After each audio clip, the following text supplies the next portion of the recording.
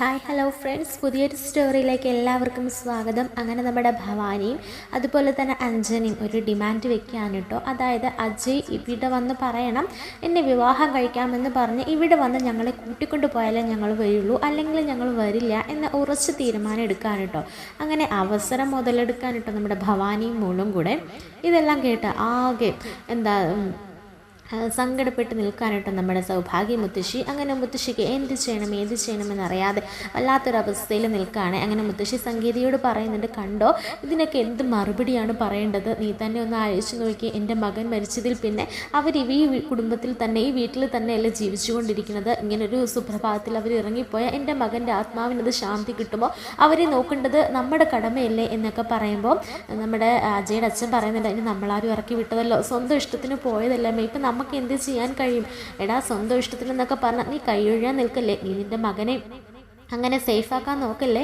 അജയുടെ സമ്മതത്തോടുകൂടി നമ്മൾ നേരത്തെ മുന്നേ തന്നെ പറഞ്ഞു വെച്ചിരുന്ന കാര്യമല്ലേ അജയുടെയും അതുപോലെ തന്നെ അഞ്ജനയുടെയും വിവാഹം. അത് നടക്കാത്തതിൻ്റെ അല്ലേ ഈ കാണിക്കുന്ന കൂത്തുകളെല്ലാം. അതുകൊണ്ട് അത് എത്രയും പെട്ടെന്ന് നടക്കണം. ദേ, എൻ്റെ വാക്കിന് ഇവിടെ എന്തെങ്കിലും ഒരു വിലയുണ്ടെങ്കിൽ ഞാൻ പറഞ്ഞേക്കാം, ആ വിവാഹം നടന്നേ തീരൂ, അല്ലെങ്കിൽ ഈ വീട്ടിൽ ഞാൻ പിന്നെ ഉണ്ടാവില്ല, നിങ്ങളെല്ലാവരും കൂടെ ഇവിടെ അങ്ങ് താമസിച്ചോ എന്നൊക്കെ പറഞ്ഞ് ദേഷ്യപ്പെട്ട് നിലവിളിച്ചുകൊണ്ട് നമ്മുടെ മുത്തശ്ശി അങ്ങ് റൂമിലേക്ക് കയറി പോകാൻ കേട്ടോ. ഇതൊക്കെ കേട്ടിട്ട് എന്ത് ചെയ്യണമെന്ന് അറിയാതെ നിൽക്കുകയാണ് നമ്മുടെ അജയുടെ അച്ഛനും അമ്മയും സഹോദരിയും എല്ലാവരും. സത്യനും പറയുന്നുണ്ട്, ഇനിയിപ്പോൾ എന്താ ചെയ്യേണ്ടത്. ഭവാനി അഞ്ജനയും ഉറച്ച തീരുമാനത്തിൽ തന്നെയാണ്. അജയ് ചെല്ലാതെ അവർ വരില്ല എന്നാണ് പറയുന്നത്. ഇപ്പോൾ അജയ്ക്ക് ഈ വിവാഹത്തോട് തീരെ താല്പര്യമില്ല. ഇതിപ്പോൾ ചെകുത്താൻ്റെയും കടലിൻ്റെയും നടുക്ക് എന്ന് പറയണ പോലെ വല്ലാത്തൊരവസ്ഥയായി പോയില്ലോ എന്നൊക്കെ പറയുമ്പോൾ നമ്മുടെ സംഗീതയോട് അജയുടെ അച്ഛൻ പറയുന്നുണ്ട്, സംഗീതയെ നീ അവനെ കാര്യങ്ങളൊക്കെ പറഞ്ഞ് മനസ്സിലാക്കിപ്പിക്കുക. ഇപ്പോൾ കുറച്ച് ബഹളവും അല്ലെങ്കിൽ പ്രശ്നങ്ങളും ഒക്കെ ഉണ്ടെങ്കിലും വിവാഹം കഴിഞ്ഞ് അതെല്ലാം ശരിയായിക്കൊള്ളും. എത്രയോ പേര് സ്നേഹിക്കുന്നു, പ്രണയിക്കുന്നു, അവരൊക്കെ വിവാഹം കഴിക്കുകയാണോ, അവരൊക്കെ മറ്റൊരു ജീവിതത്തിലേക്ക് കടന്നു പോകുന്നില്ലേ, എന്നിട്ട് സന്തോഷത്തോടെ ജീവിക്കുന്നവരില്ലേ. അതുകൊണ്ട് നീ അവനെ കാര്യങ്ങൾ പറഞ്ഞ് മനസ്സിലാക്കിപ്പിക്കുക. ഇനി നിൻ്റെ കയ്യിലാണ് കാര്യങ്ങളൊക്കെ. അതുകൊണ്ട് അമ്മേനെ വെറുപ്പിക്കാൻ കഴിയില്ല. ഇപ്പം തന്നെ അമ്മയുടെ കാര്യങ്ങളൊക്കെ നീ കണ്ടല്ലോ. അത് മാത്രമല്ല, അമ്മയ്ക്ക് എന്തെങ്കിലും പ്രയാസം ഉണ്ടായാൽ പിന്നെ അമ്മയുടെ ജീവന് തന്നെ അത് ആപത്താണ്. അതുകൊണ്ട് നീ മറിച്ചൊന്നും ആലോചിക്കേണ്ട. അജയനെ പറഞ്ഞ് ഈ വിവാഹത്തിന് എത്രയും പെട്ടെന്ന് സമ്മതിപ്പിക്കുകയും അതുപോലെ തന്നെ അഞ്ജനേനെയും ഭവാനിനെ കൂട്ടിക്കൊണ്ടുവരാൻ പറയുകയും ചെയ്യണം എന്നൊക്കെ പറഞ്ഞ് സംഗീതനെ പറഞ്ഞ് ഏൽപ്പിക്കുന്നുണ്ട് കേട്ടോ. അങ്ങനെ സംഗീത അജയുമായിട്ട് സംസാരിക്കുന്നുണ്ട്. ആ സമയത്ത് അജയ് പറയുന്നുണ്ട്, എൻ്റെ ഇഷ്ടങ്ങൾക്കോ എൻ്റെ തീരുമാനങ്ങൾക്കോ എൻ്റെ ആഗ്രഹങ്ങൾക്കോ ഇവിടെ യാതൊരു വിലയുമില്ലേ. ഒരു അഞ്ജന നിങ്ങളൊക്കെ കൂടി വാക്ക് കൊടുത്തതിന് ഞാനെന്ത് പഴിച്ചു എന്നൊക്കെ പറഞ്ഞ് ദേഷ്യപ്പെടുമ്പോൾ നമ്മുടെ സംഗീതയ്ക്കും പിന്നെ ഒന്നും പറയാനില്ല. എന്നിട്ട് സംഗീത പറയുന്നുണ്ട്, എടാ നീ ഇങ്ങനെ തുടങ്ങിയാൽ എന്ത് ചെയ്യും. മുന്നേ തന്നെ അമ്മ പറഞ്ഞതല്ലേ അഞ്ജനേനെ വിവാഹം കഴിക്കണം, നിങ്ങളുടെ വിവാഹം നടത്തുമെന്ന്. എന്നിട്ടിപ്പോൾ നീ ഇങ്ങനെയൊക്കെ പറഞ്ഞാൽ എന്ത് ചെയ്യുക എന്നൊക്കെ പറയുമ്പോൾ, മുന്നേ ആര് പറഞ്ഞു എന്നാണ് നിങ്ങൾ പറഞ്ഞത്. നിങ്ങളെല്ലാവരും കൂടെ അങ്ങ് തീരുമാനം എടുത്തിട്ട് എന്നെ അതിൽ ബലിയാടാക്കാൻ വേണ്ടിയിട്ട് നിങ്ങളാരും കരുതണ്ട. അമ്മയ്ക്ക് ഇഷ്ടമില്ലാത്തുള്ള അമ്മ വിവാഹം കഴിക്കാൻ സമ്മതിക്കൂ. അതുപോലെയല്ലേ ഞാനും. എനിക്ക് അവളെ കാണുന്നത് തന്നെ കലിയ. അവളുടെ മനസ്സിലിരിപ്പോൾ ഒരിക്കലും നടക്കാനും പോകുന്നില്ല എന്ന് പറയുമ്പോൾ സംഗീത അങ്ങ് ദേഷ്യപ്പെടുകയാണ്. എടാ, നിൻ്റെ മനസ്സിൽ ആ നായന ഉള്ളത് കൊണ്ടല്ലേ നീ ഇങ്ങനെയൊക്കെ പറയുന്നത്. വല്ലാത്തൊരു പ്രണയം തന്നെ. അങ്ങനെ പ്രണയിക്കുന്നവരായിരുന്നെങ്കിൽ, അങ്ങനെയുള്ള ഒരാൾ ഇവിടെ ഉണ്ടായിരുന്നെങ്കിൽ ഞാനും സമ്മതിച്ചേനെ. നിൻ്റെ വിവാഹം ഞാൻ നടത്തി തന്നേനെ. പക്ഷേ ആ കുട്ടി എവിടാണെന്നോ എന്താണെന്നോ ഏതാണെന്നോ ജീവനോടുണ്ടോ എന്ന് പോലും അറിയില്ല എന്ന് പറയുമ്പോൾ പെട്ടെന്ന് നമ്മുടെ അജയ്, അമ്മേ അല്ല, ഞാൻ പറഞ്ഞത് സത്യം തന്നെയാണ്. ആ കുട്ടി ജീവനോടുണ്ടോന്നോ എവിടെയാണെന്നോ പോലും അറിയില്ല. അങ്ങനെ ഒരു പെൺകുട്ടിയെ ഇങ്ങനെ പെൺകുട്ടിക്ക് വേണ്ടിയിട്ട് ഇങ്ങനെ കാത്തിരിക്കുന്നത് അത് നല്ല കാര്യമാണോ മോനെ, അത് ശാശ്വതമാണോ മോനെ. നിനക്ക് ഒരു വിവാഹം, നിൻ്റെ കുട്ടികൾ, അതൊക്കെ എൻ്റെയും ഒരു സ്വപ്നമല്ലേ. ഈ അമ്മയെന്ന നിലയിൽ എൻ്റെ ഒരു ആഗ്രഹമല്ലേ മോനെ. അതൊക്കെ സാധിക്കണ്ടേ. ആ നായിനെക്കുറിച്ച് ഒരു വിവരവും ഇല്ല. പിന്നെ എങ്ങനെ അവൾക്ക് വേണ്ടിയിട്ട് നീ കാത്തിരിക്കുന്നതിൽ എന്തെങ്കിലും അർത്ഥമുണ്ടോ മോനെ എന്നൊക്കെ പറയാൻ. നീ ഇനി ബ്രഹ്മചാരി ആവാൻ വേണ്ടിയിട്ടാണ് എൻ്റെ തീരുമാനം. ഞാനൊരു കാര്യം പറഞ്ഞേക്കാം, നീ ഇനി മറ്റാരെങ്കിലും പ്രണയിക്കുന്നുണ്ടോ, നീ മറ്റാരെങ്കിലും പ്രണയിക്കുന്നുണ്ടെന്ന് പറഞ്ഞാൽ പോലും ഞാൻ അതിന് ഒരു ഇതിനും പറയില്ല. പക്ഷേ നിൻ്റെ വിവാഹം അതെൻ്റെ ഒരു സ്വപ്നമാണ്. പിന്നെ ഈ വീട്ടിലുള്ള എല്ലാവരും ഒന്നടങ്കം പറയുന്നു നീ അഞ്ജനനെ വിവാഹം കഴിക്കണമെന്ന്. അപ്പോൾ എല്ലാവരെയും വെറുപ്പിച്ചുകൊണ്ട് നിനക്കൊരു തീരുമാനം എടുക്കാൻ കഴിയുമോ മോനെ. അമ്മയുടെ ആഗ്രഹം എല്ലാവരുടെയും ആഗ്രഹം അതല്ലേ മോനെ. അതുകൊണ്ട് നീ സമ്മതിക്കുക എന്നൊക്കെ പറയുമ്പോൾ ഞാൻ ഒന്നിനും ഇല്ല. എല്ലാവരും കൂടെ ഞാൻ എവിടെയെങ്കിലും ഇറങ്ങിപ്പോകും മിക്കവാറും. എല്ലാവരും കൂടെ എനിക്ക് തരുന്നൊരു പ്രഷറുണ്ടല്ലോ, അത് എത്രമാത്രം വലുതാണെന്ന് അമ്മയ്ക്കറിയോ. അമ്മയ്ക്കറിയില്ല എൻ്റെ മനസ്സ്. എന്നിട്ടും അമ്മ എന്നെ ഇങ്ങനെ സപ്പോർട്ട് ചെയ്യാതെ സംസാരിക്കുമ്പോഴാണ് എനിക്ക് സങ്കടം വരുന്നത് എന്നൊക്കെ പറയുമ്പോൾ, മോനെ നിൻ്റെ മനസ്സ് എനിക്കറിയാം. നിന്നെക്കുറിച്ച് ഈ വിവാഹം നടക്കാതിരിക്കാൻ ഞാൻ ഒരുപാട് പറഞ്ഞു നോക്കി. പക്ഷെ അമ്പിനും വിളിനും അടുക്കുന്നില്ല. അത് മാത്രമല്ല, അമ്മയൊന്ന് മയത്തിൽ വന്നപ്പോഴല്ലേ ഭവാനി ചേച്ചിയും അഞ്ജനയും കൂടി ഇവിടെ ഇറങ്ങിപ്പോയത്. അതുകൊണ്ട് കാര്യങ്ങളെല്ലാം കൈവിട്ടു പോയത്. ഇപ്പോൾ അവർ തിരിച്ചു വരണമെങ്കിൽ നീ ചെന്ന് പറയണമെന്നാണ് പറയുന്നത്.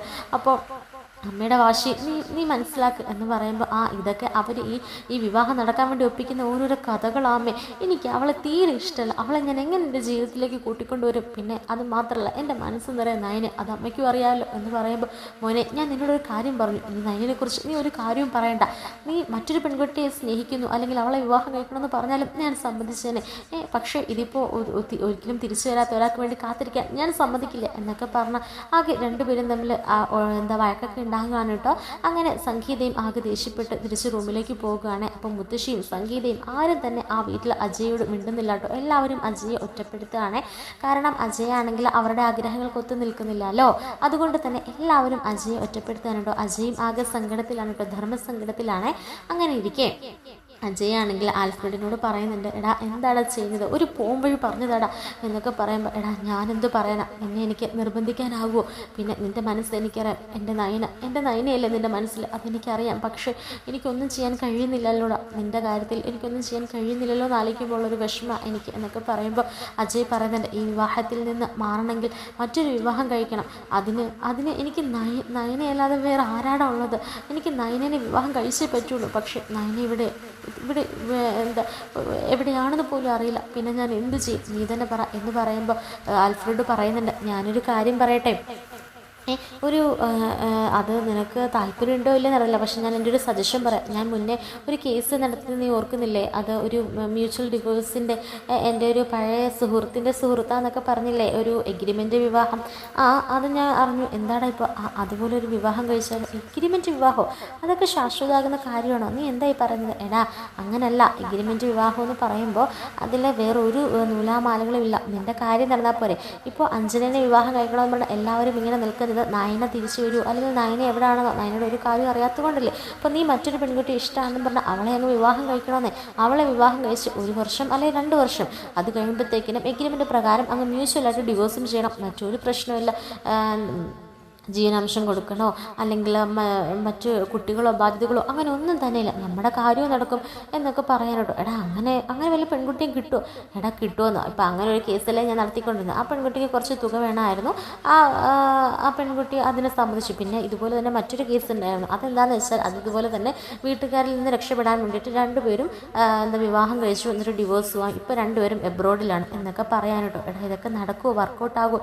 അങ്ങനെ ഒരു പെൺകുട്ടിയെ കിട്ടണ്ടേ? എടാ അതൊക്കെ നമുക്ക് നമുക്ക് സെറ്റാക്കാം എന്നൊക്കെ പറഞ്ഞിട്ട് നമ്മുടെ ആൽഫ്രഡ് അജയ്ക്ക് ഒരു താങ്ങൊക്കെ കൊടുക്കാൻ കേട്ടോ. അങ്ങനെ കുറച്ച് ദിവസങ്ങൾക്ക് ശേഷമായിരിക്കും ഭൂമിയും ആൽഫ്രഡും ഇങ്ങനെ സംസാരിക്കുമ്പോൾ ഭൂമി പറയുന്നുണ്ട്, ഒരുപാട് ക്യാഷ് ആകും, 10-20 ലക്ഷം രൂപയും മേലിലാകും അമ്മയുടെ കേസ് നടത്താൻ. അതിന് എന്ത് ചെയ്യണമെന്നറിയില്ല. വീടടമാനം വെക്കാൻ പോയപ്പോൾ അതും നടന്നില്ല. ഇനിയിപ്പോൾ എന്താ ചെയ്യുന്നത് ഒരു പിടിയില്ല ആൽഫ്രഡ് എന്നൊക്കെ പറഞ്ഞ് സംസാരിക്കാൻ കേട്ടോ. അതിൻ്റെ കൂടെ തന്നെ പറയുന്നുണ്ട്, എനിക്കിപ്പോൾ ആ വീട്ടിൽ തന്നെ നിൽക്കാൻ പേടിയാണ്, എൻ്റെ പിന്നാലെ തന്നെ ഒരാളുണ്ട്, 7 നിമിഷം ഞാനും കൊല്ലപ്പെടാം എന്നൊക്കെ പറയുമ്പോൾ നമ്മുടെ ആൽഫ്രഡിൻ്റെ മനസ്സിൽ തോന്നുകയാണ്, അജയ്ക്ക് വേണ്ടിയിട്ട് എഗ്രിമെൻ്റ് വിവാഹപ്രകാരം ഭൂമിയെ കൊണ്ടുവന്നാൽ ഭൂമിയുടെ കാര്യങ്ങൾ നടക്കും, അജയുടെ കാര്യം നടക്കും, രണ്ടുപേരും സേഫാണ് എന്ന് പറഞ്ഞിട്ട് ഈ ഒരു കാര്യം അജയോട് പറഞ്ഞാൽ അജയിനെ കൊണ്ട് സമ്മതിപ്പിക്കുന്നുണ്ട്. ആദ്യം ഒരു നിരസൊക്കെ പ്രകടിപ്പിക്കുന്നുണ്ടെങ്കിലും അജയുടെ ആവശ്യമായതുകൊണ്ട് തന്നെ അജയ് അതിന് സമ്മതിക്കാൻ കേട്ടോ. പിന്നീട് നമ്മുടെ ഭൂമിയോടും പറയുന്നുണ്ട്. അപ്പം ഭൂമി ആദ്യം ഇതൊന്നും വിശ്വസിക്കുന്നില്ല, നിരസിക്കുന്നില്ല, ഭൂമിക്ക് ഇതിനോട് താല്പര്യമില്ല. പക്ഷേ ഭൂമിയുടെ അമ്മേനെ ഇറക്കണമെങ്കിൽ ഭൂമിക്ക് എന്തായാലും ക്യാഷ് വേണം. അതുകൊണ്ട് തന്നെ ഭൂമിയും അവസാനം സമ്മതിക്കുകയാണ് കേട്ടോ. അങ്ങനെ എഗ്രിമെൻ്റ് പ്രകാരം രണ്ടുപേരും വിവാഹം കഴിച്ചു. പെട്ടെന്നൊരു സുപ്രഭാതത്തിൽ സൗഭാഗ്യമംഗലത്തേക്ക് എത്തുകയാണ് കേട്ടോ. അങ്ങനെ രണ്ടുപേരും സൗഭാഗ്യമംഗലത്തിലേക്ക് എത്തുകയാണ്. അങ്ങനെ ഈ ഒരു കാര്യം കണ്ട് ആകെ ഞെട്ടിത്തരിച്ച് നിൽക്കാൻ കേട്ടോ സൗഭാഗ്യമംഗലത്തുള്ള എല്ലാവരും തന്നെ. എന്താണെന്ന് വെച്ച് കഴിഞ്ഞാൽ പിറ്റേന്ന് നമ്മുടെ അഞ്ജനയുടെയും അതുപോലെ തന്നെ അജയുടെയും വിവാഹം നടക്കാനിരിക്കുകയാണ്. അജയ് ആണെങ്കിൽ ഭൂമി വിവാഹം ചെയ്തുകൊണ്ട് വന്നത്. ഈ ഒരു അമ്പരപ്പിൽ എല്ലാവരും തകർന്നു നിൽക്കാനുണ്ട്. അപ്പോൾ ഭവാനി ഇത്രയും കാര്യം ചെയ്തു കൂട്ടിയതെല്ലാം പാഴ്ഫലമായി പോയല്ലോ, അല്ലെങ്കിൽ നിഷ്ഫലമായി പോയല്ലോ, പാഴായി പോയല്ലോ എന്നുള്ള സങ്കടത്തിൽ അങ്ങനെ ഇരുന്ന് പോകുകയാണ് കേട്ടോ. അഞ്ജനയാണെങ്കിലും സങ്കടം സഹിക്കാൻ വയ്യാതെ ഞെട്ടിത്തെരിച്ച് നിൽക്കുകയാണ്. അതുപോലെ തന്നെ നമ്മുടെ മുത്തശ്ശിയും എല്ലാവരും ആകെ അമ്പരന്ന് നിൽക്കുകയാണ് കേട്ടോ. അപ്പോൾ അഞ്ജനയുടെ സ്ഥാനത്തേക്ക് ഭൂമിയെ കൊണ്ടുവന്നത് ഒട്ടും തന്നെ മുത്തശ്ശിക്ക് ഇഷ്ടപ്പെടുന്നില്ല കേട്ടോ. അത് സത്യനും ഒരു വല്ലാത്തൊരു അടിയായി പോകുകയാണ്. അങ്ങനെ എല്ലാവരും ഭൂമിയോടും അജയോടും ഒരു എതിർപ്പ് പ്രകടിപ്പിക്കുകയാണ് കേട്ടോ. എന്നാൽ നമ്മുടെ അജയുടെ അമ്മയ്ക്ക് അതൊന്നും കഴിയില്ലല്ലോ, അജയനെ അതുപോലെ സ്നേഹിക്കുന്നുണ്ടല്ലോ. അതുമാത്രമല്ല തൻ്റെ മകൻ്റെ ആഗ്രഹമായതുകൊണ്ട് തന്നെ സംഗീതയ്ക്ക് എതിർപ്പൊന്നും പറയാനുമില്ല. അങ്ങനെ നിലവിളക്കുമായിട്ട് വരുമ്പോൾ അത് മുത്തശ്ശി തടയുന്നുണ്ട് കേട്ടോ. പക്ഷേ എങ്കിലും കൈപിടിച്ച് സ്വീകരിക്കുന്നുണ്ട് കേട്ടോ ഭൂമിനെ സംഗീത. അങ്ങനെ ഭൂമിയെ ചേർത്ത് പിടിക്കാനോട്ടോ സംഗീത സംഗീത ഏക ഒരു ആശ്വാസം സംഗീത മാത്രമായിരിക്കും കേട്ടോ ആ വീട്ടിൽ. ബാക്കിയുള്ള എല്ലാവരും ഭൂമിക്ക് എതിരായിരിക്കും കേട്ടോ. അങ്ങനെ രാത്രിയിലാണെങ്കിൽ ഭൂമിക്ക് വേണ്ടിയിട്ട് സംഗീത പാൽ തയ്യാറാക്കുന്നുണ്ട് കേട്ടോ. അത് ആരും അറിയാതെ ആയിരിക്കുമേ. അപ്പോൾ ഭവാനി വന്നിട്ട് ചോദിക്കുന്നുണ്ട് ഇതാർക്കാ പാലെന്ന് ചോദിക്കുമ്പോൾ അത് പിന്നെ അജയിന് എന്നും പാല് കുടിക്കുന്ന ശീലമില്ല, പിന്നെ ഇന്നെന്താ അത് പിന്നെ ഭവാനി നിനക്കറിയാമല്ലോ ഇന്നവരുടെ വിവാഹ ദിവസമല്ലേ, അതുകൊണ്ട് ഞാൻ കൊടുത്തേ ഉള്ളൂ. ചേച്ചി ഞാൻ ഇത് ചെന്ന് ഇപ്പം തന്നെ അമ്മയോട് ചെന്ന് പറയട്ടെ. അമ്മ പറഞ്ഞതല്ലേ അവളോട് ഒരു സഹവാസത്തിനും പോകലെന്ന്. എന്നിട്ട് അമ്മയെ ധിക്കരിച്ച് ചേച്ചി കാണിക്കുന്നതൊക്കെ തെറ്റാണ്. അത് മാത്രമല്ല ഇന്ന് ഇത് മരണവീട് പോലെയാണ്. എൻ്റെ മകളാ ഇവിടെ താലി ചാർത്തി കയറി വരേണ്ടത്, അജയുടെ ഭാര്യയായിട്ട്. ഇന്ന് എൻ്റെ മകളായിരുന്നു ഇവിടെ നിൽക്കേണ്ടത്. എന്നിട്ട് അവളുടെ സ്ഥാനത്തേക്ക് ആ അഴിഞ്ഞാട്ടക്കാരി കയറി വന്നതും പോരാ, എന്നിട്ട് ചേച്ചി അതിനെ സപ്പോർട്ട് പിടിക്കുന്നു. ഈ പാല് അങ്ങനെ കൊടുക്കുന്നില്ല എന്ന് പറഞ്ഞാൽ അത് ഒഴിച്ചു കളയാൻ കേട്ടോ. അങ്ങനെ ഭവാനി തിരിച്ച് റൂമിലേക്ക് പോകുന്ന സമയത്ത് പിന്നെയും സംഗീതയാണെങ്കിൽ സംഗീതയ്ക്ക് മനസ്സ് പറഞ്ഞില്ലേ. അങ്ങനെ സംഗീത വേറൊരു ഗ്ലാസ് പാല് തിളപ്പിച്ച് അവിടെ വെക്കുകയാണ്. അത് ഭവാനി ശ്രദ്ധിക്കുന്നുണ്ട് കേട്ടോ. എന്നിട്ട് കുറച്ച് ഉറക്കം ഗുളിക അതിലേക്ക് കലർത്തുകയാണ്. എന്നിട്ട് ഇത് കലർത്തി അങ്ങ് കൊണ്ട് കൊടുത്തേച്ചാൽ മതി രണ്ടിനും എന്ന് പറഞ്ഞിട്ട് ഭവാനി പെട്ടെന്ന് അവിടെ നിന്ന് സ്ക്യൂട്ടാകുകയാണ്. അങ്ങനെ ഈ പാല് നമ്മുടെ ഭൂമിയുടെ കയ്യിലേക്ക് കൊടുത്തിട്ട് മുറിയിലേക്ക് ചെല്ലെന്ന് പറഞ്ഞ് സംഗീത പറഞ്ഞയക്കാൻ കേട്ടോ. ഈ സമയത്ത് അതിലെ നടന്ന് റൂമിലേക്ക് പോകുന്ന ഭൂമിയെ കണ്ടപ്പോൾ അത് കണ്ടുകൊണ്ട് വന്ന അഞ്ജനയാണെങ്കിൽ ആ പാൽ ഗ്ലാസ് പിടിച്ച് വാങ്ങിക്കുകയാണ്. അവളുടെ ഒരു പാൽ ഗ്ലാസ്, നീ എന്താണ് വിചാരിച്ച് ഇന്ന് നിങ്ങൾ രാത്രി ആഘോഷിക്കാമെന്നോ? നടക്കില്ല, ഞാൻ ഈ ജീവനോടുള്ള കാലത്ത് നിങ്ങളെ സന്തോഷത്തോടെ ജീവിക്കാൻ ഞാൻ സമ്മതിക്കില്ല എന്ന് പറഞ്ഞിട്ട് ആ പാൽ ഗ്ലാസ് മേടിച്ച് ആ പാല് മുഴുവൻ അഞ്ജന കുടിക്കാൻ കേട്ടോ. അങ്ങനെ റൂമിലേക്ക് ചെല്ലുന്ന അഞ്ജന ബോധം കെട്ട് കിടന്നുറങ്ങണ പോലെ ഉറങ്ങുകയാണേ. പക്ഷേ നമ്മുടെ ഭൂമിയും അതുപോലെ തന്നെ അജയുമാണെങ്കിൽ ഭൂമി എന്നിട്ട് പറയുന്നുണ്ട് അഞ്ജന പിടിച്ച് വാങ്ങിയ കാര്യമൊക്കെ പറയുമ്പോൾ അജയ് പറയുന്നുണ്ട് ഇനി താൻ എന്തൊക്കെ തരണം ചെയ്യാൻ കിടക്കുന്നു, എല്ലാവർക്കും തന്നോടും എന്നോടും ഒക്കെ നല്ല ദേഷ്യമായിരിക്കും എന്ന് പറയുമ്പോൾ ഭൂമി പറയുന്നുണ്ട് ഇതിലും എത്രയോ വലിയ വലിയ കാര്യങ്ങൾ ഞാൻ നേരിട്ടു, അപ്പോൾ ഇതൊക്കെ ചെറുത്, എല്ലാത്തിനും ഞാൻ എൻ്റെ കൈക്കുള്ളിൽ പിടിപ്പിച്ചോളാം എന്നൊക്കെ പറഞ്ഞ പിന്നെ അവർ കുറച്ച് കാര്യങ്ങളൊക്കെ സംസാരിച്ച്, അതായത് പരസ്പരം രണ്ടുപേരുടെയും പഴയകാല ജീവിതവും കാര്യങ്ങളും ഒക്കെ സംസാരിച്ച് കിടന്നുറങ്ങുന്ന ഒരു രംഗമൊക്കെയാണ് കേട്ടോ കാണിക്കുന്നത്.